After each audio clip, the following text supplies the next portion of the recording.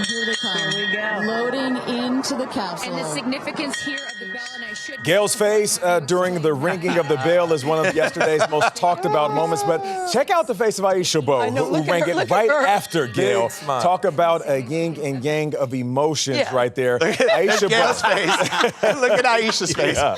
So Aisha Bowe, here's a little bit about her. She's a former NASA rocket scientist, aerospace engineer, and entrepreneur. We have to say that, who is now the first person of Bahamian heritage to travel to space. And for this segment, she isn't the only guest. We also have Gayle King sitting on the other side. I know, I said, why am I sitting over here? I was totally thrown. Welcome, Aisha. How you doing? What's up, Hi, Aisha? Yes, You yes, both look yes. great, given that we are all struggling with sleep right now, but you look fantastic. Aisha, I want to start with you. I know that you prepared extensively for this. What were you most surprised by when it comes to going up in space? I was surprised by how strongly I felt about Earth. When you look out the window, you don't see any borders, you don't see any boundaries, you just see beauty. And it's stunning. And it also has like a feel to it.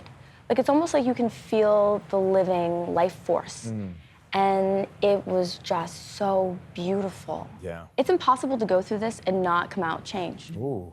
It sounds like there are a lot of feelings inside the capsule as well. You were taking up space when you're all floating there. That was a beautiful moment. But also the countdown, you did it together? Yeah. The hardest part, didn't you think, was waiting? Because we were sitting there for at least 25 minutes before we took Strapped in. Strapped in. And you hear the comms going, engines, it's a go. Communications, it's a go. They go through 6 different categories. It's a go, it's a go, it's a go. Cleared for liftoff. And then even after that, we had another, I would say, 10 minutes.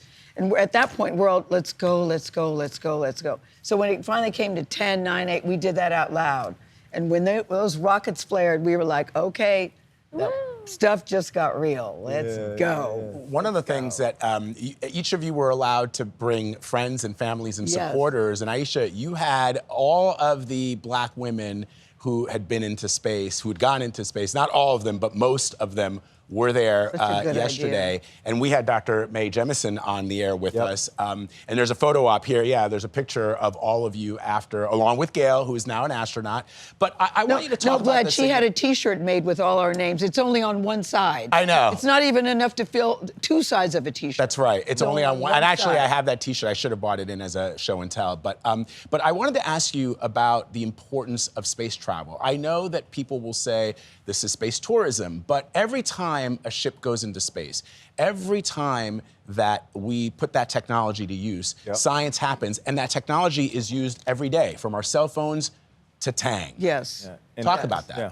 When I was in high school, I used to have to print out like the directions to get somewhere, right? I don't know if you remember that on MapQuest, and you'd have like a navigator buddy, and you'd hope that they called out things in the right order so you could get to where you're trying to go. We didn't have printers in my day. It was just a book with maps. But now, thanks to space, you get like point-by-point directions every single day for wherever you want to go around the world. There's so many things that have been developed in space that benefit Earth, from pharmaceuticals to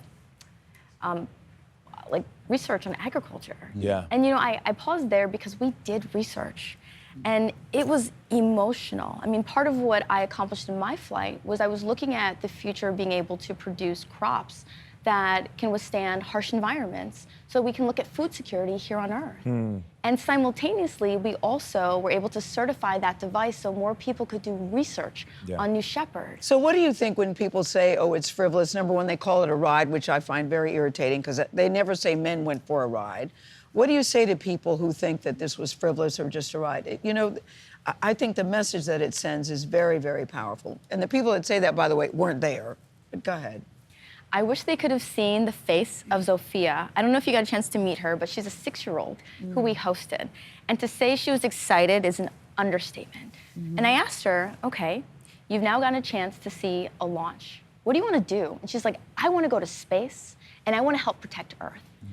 And I'm like, that is why we're here. And I think people need to understand it's not a either or, it's a both and. There you go. And when you look at the work that Blue Origin does to keeping us safe and always trying to advance the cause, and what they're trying to do with the company and how they operate.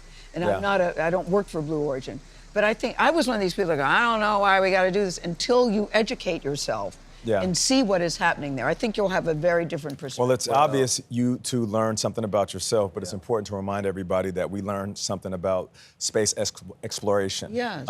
every time we go up into space, and it should be celebrated. Aisha Bowe, thank you so much. We appreciate you. Gayle, you're the best. You're sticking around. You're not going anywhere. Talk to the table. Want to stick around, I'm Gayle? with Chair Aisha. back. Come on.